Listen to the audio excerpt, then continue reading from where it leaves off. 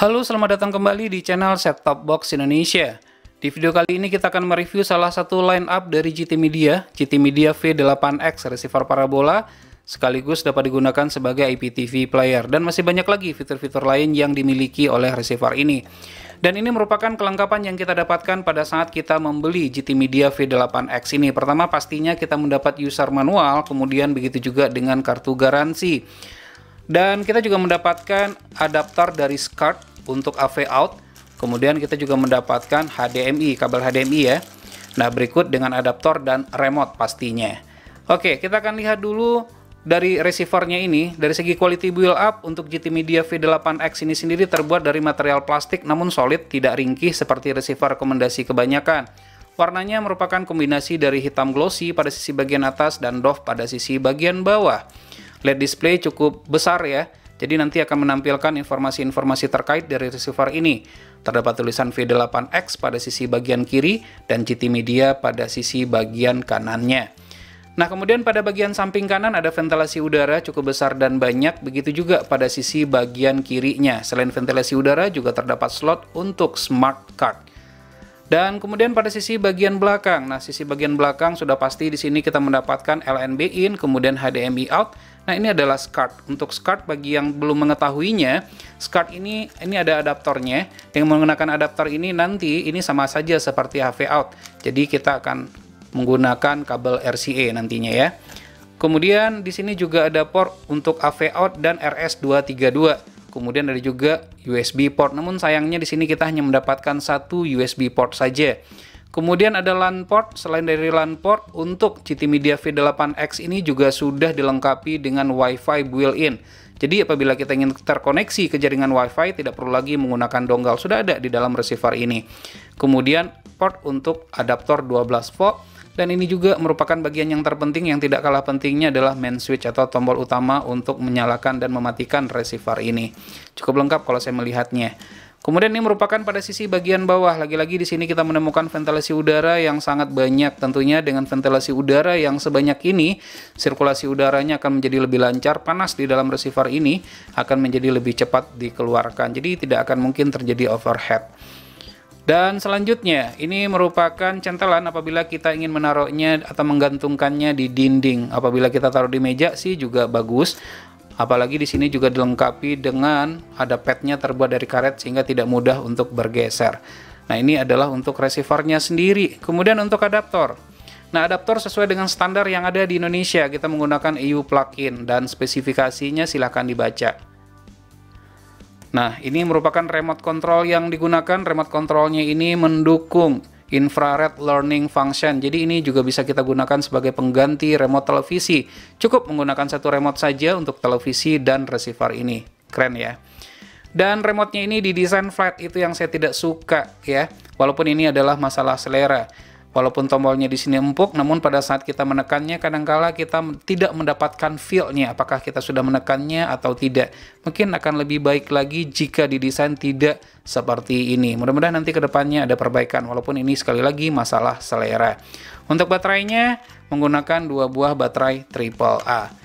Baik, selanjutnya kita akan nyalakan receiver ini. Mudah-mudahan saja ini sesuai dengan harapan kita. Yang jelas untuk receiver GT Media V8X ini mendukung T2MI, multi-stream, auto BIS-Key, auto powerful, dan fitur-fitur lainnya nanti akan kita cobakan. Pertama kita lihat dulu tampilan user interface dari GT Media V8X. Untuk user interface-nya sangat simpel sekali ya. Tidak banyak warnanya sehingga terkesan tidak rame. Untuk kualitas gambar dan perpindahan antar channel pun tergolong cukup cepat.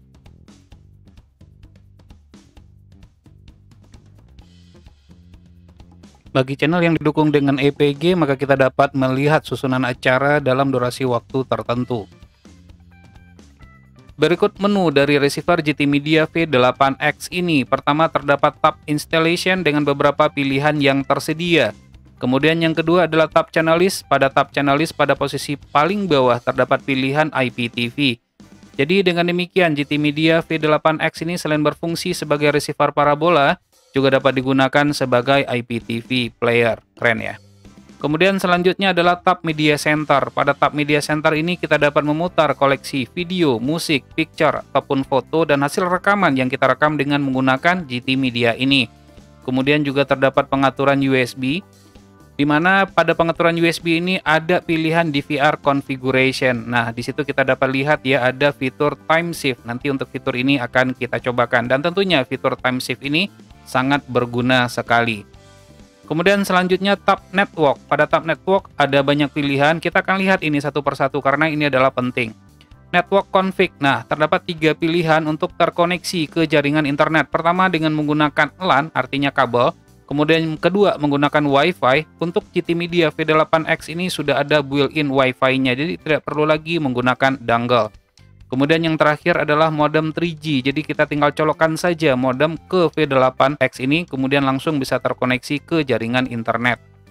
Selanjutnya ada fitur DLNA, nanti akan kita cobakan, begitu juga dengan SAT2IP. Nah, 2 fitur ini nanti akan kita cobakan secara terpisah. Selanjutnya kita juga dapat menggunakan GT Media V8X ini untuk menonton konten-konten yang terdapat di YouTube. Cukup lengkap.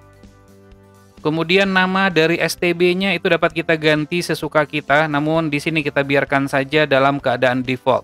Nah, ini paling penting juga adalah network proxy yang tidak semua receiver yang memilikinya. Ini sama fungsinya seperti VPN.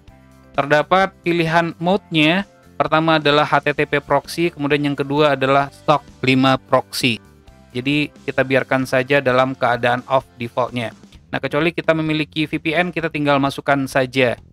Nah, untuk VPN yang kita masukkan itu contohnya di sini adalah untuk HTTP proxy, tinggal kita masukkan nama dari domainnya atau alamatnya, kemudian username dan password. Hanya seperti itu saja, sangat simpel sekali. Kemudian selanjutnya sistem. Nah, pada sistem ini tidak ada sesuatu yang istimewa yang perlu dijelaskan. Kemudian pada tab information, kebetulan ini sudah saya upgrade dengan firmware yang terbaru. Dan di sini ada pilihan conditional access. Nah, pada pilihan conditional access ini juga terdapat pilihan TS delay setting. Ya, nah untuk TS delay setting ini delay-nya bisa kita atur waktunya sesuai dengan yang kita inginkan. Nah, di pilihan ini apabila kita tekan angka 6 sebanyak 4 kali, maka akan muncul pilihan key edit berikut. Kode inskripsi yang didukung oleh GT Media V8X untuk powerful dan BIS ini sudah auto. Nah, lalu bagaimana untuk memasukkan, misalnya kita berlangganan CC Cam. Nah, untuk CC Cam itu sendiri, kita masukkan network, kemudian kita tekan angka 6 sebanyak 4 kali, kemudian akan muncul menu hidden-nya itu CS protokol. Nah, tinggal dimasukkan saja nanti di sini akun dari CC Cam-nya. Protokol yang didukung tidak hanya CC Cam, tapi juga mendukung protokol lainnya, seperti New Cam dan MG Cam. Di sini juga terdapat fitur multi-room. Untuk multi-room ini adalah fitur yang dapat digunakan untuk sharing kartu atau card sharing, atau kita dapat share akun CC Cam yang kita miliki. Namun ini hanya berlaku sesama receiver GT Media saja. Tidak bisa digunakan untuk receiver yang bukan GT Media. Receiver ini memiliki fitur auto BIS key. Jadi untuk channel yang teracak dengan kode inskripsinya adalah BIS, cukup diarahkan ke channel yang kita maksudkan. Setelah terkoneksi ke jaringan internet, maka kita akan mendapatkan key-nya sehingga siaran tersebut dapat kita tonton. Begitu juga dengan powerful. Receiver ini sudah dilengkapi dengan auto powerful, walaupun tidak semua channel yang mendukung auto powerful dapat dideskrip saat sekarang ini. Jadi di saat kita ingin menonton channel-channel tersebut, cukup diarahkan saja ke channel yang menggunakan kode inskripsi powerful tersebut.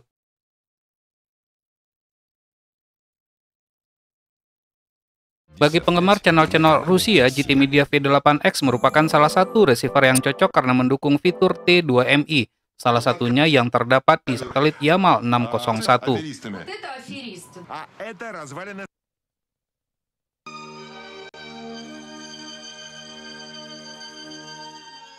Receiver ini juga mendukung multi-stream, salah satunya yang terdapat pada satelit ABS-2 pada transponder 3870 horizontal, dengan simbol red 51430. Sayangnya satelit tersebut tidak dapat saya lock sehingga tidak dapat untuk mencobakannya. Channel-channel dengan format kodek 422 seperti yang terdapat di satelit Asiasat 5 didukung oleh receiver GT Media V8X ini. Namun untuk menontonnya bisa dilakukan dengan menggunakan aplikasi GT Share yang dapat ditonton dengan menggunakan smartphone.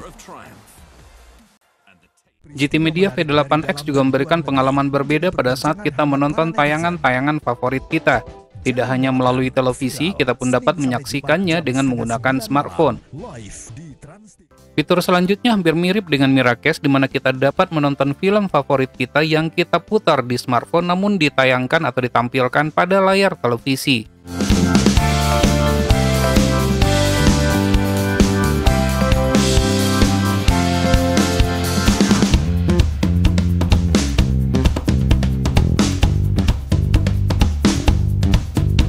Dengan adanya fitur time shift, maka kita dapat menghentikan sesaat acara yang sedang kita tonton untuk dapat dilanjutkan kembali dengan menekan tombol play atau pause pada remote control. Selain itu, kita juga dapat merekam acara favorit kita dengan fungsi timer atau bukan, yang nantinya dapat kita tonton kembali.